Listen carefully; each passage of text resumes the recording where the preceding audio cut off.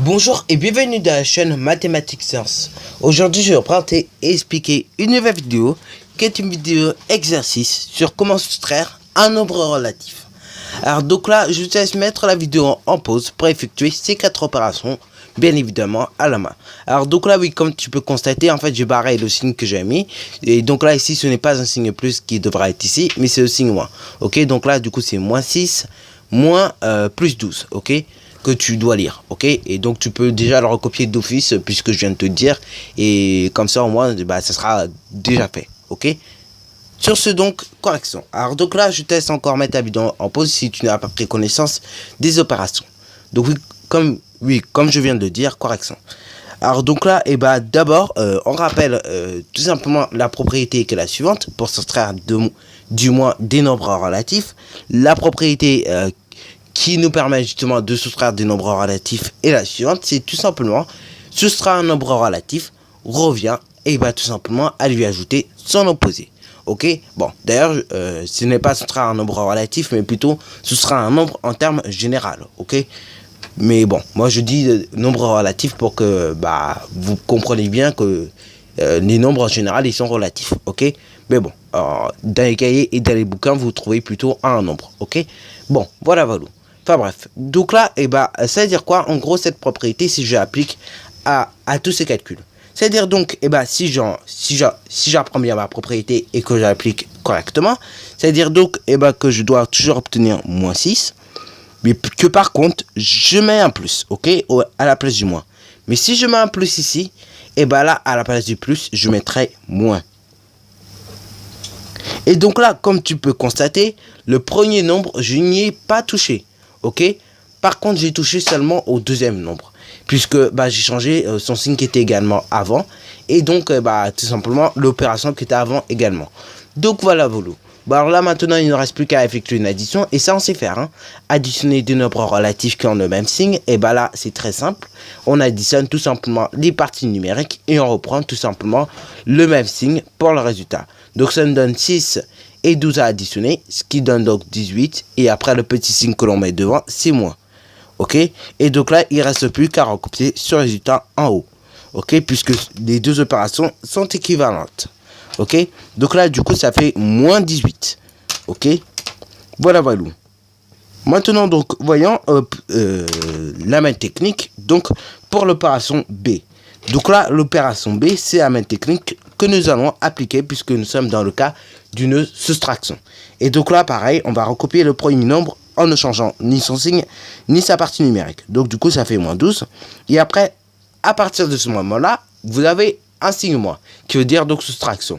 Donc là, à la place du signe moins qui veut dire soustraction, on met un signe plus, qui veut dire addition. Ok? Mais si on met un signe plus qui veut dire addition, et ben mon deuxième nombre, lui, va carrément changer de signe, mais pas de partie numérique.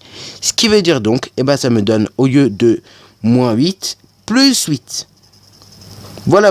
Et donc là, une addition où il y a des nombres relatifs, mais qui cette fois-ci ne sont pas de même signe, on sait faire. Il reste, donc là, ce qu'il faut faire dans ce cas-là, c'est tout simplement soustraire les parties numériques. Donc on fait 12 moins 8, ce qui nous donne donc 4. Et on prend le signe du nombre qui a la plus grande partie numérique. Et donc là, le nombre qui a la plus grande partie numérique, c'est le 12. Ok? Puisque son signe, c'est moins. Et donc, du coup, on mettra un moins devant également.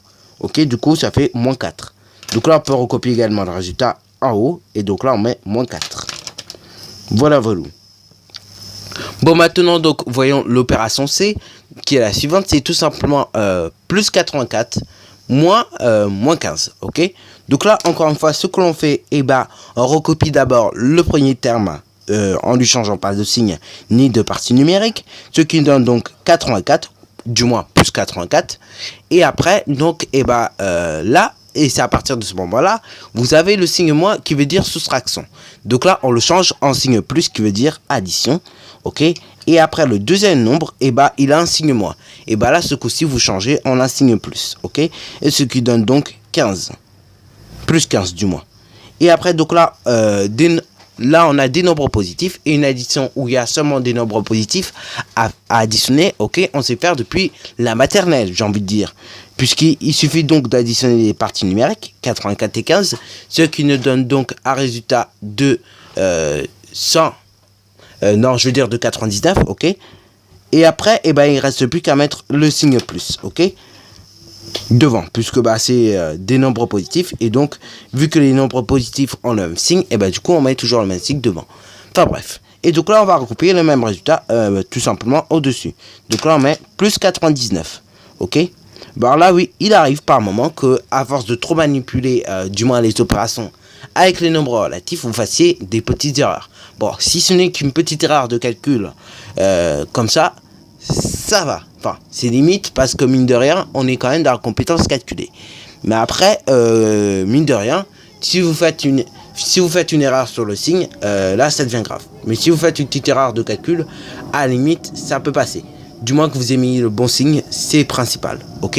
Mais après, évitez quand même au maximum de faire des erreurs de calcul, ce qui pourrait vous coûter des points. Enfin bref, maintenant donc, passons au calcul D. Donc là, nous avons plus 12, moins plus 60. Donc là, ce qu'on fait, c'est pareil, on recopie le premier nombre sans changer ni le signe, ni la partie numérique. Ce qui nous donne donc 12. Et donc là, nous avons un signe moins de soustraction. Ce signe moins de soustraction, on va le mettre en signe plus d'addition. Mais si je transforme ce moins en une addition, du coup, le nombre d'après, on va lui changer carrément de signe. Du coup, là, on avait un plus 60. Maintenant, ça devient moins 60. Et après, donc, comme on peut constater, on a deux nombres différents. Donc, deux nombres qui ont des signes différents. Ok, là, c'est moins 60 et là, c'est plus 12. Donc, pour un nombre positif et un nombre négatif à additionner, on sait faire. D'abord, il faut faire donc la différence des parties numériques. On fait 60 moins 12, ce qui fait 48, ok. Et après, le signe que l'on va mettre, ce sera tout simplement le signe du nombre qui a la plus grande partie numérique. À savoir donc 60, et du coup, son signe c'est moins. Donc je recopie le moins. Donc du coup, ça fait moins 48.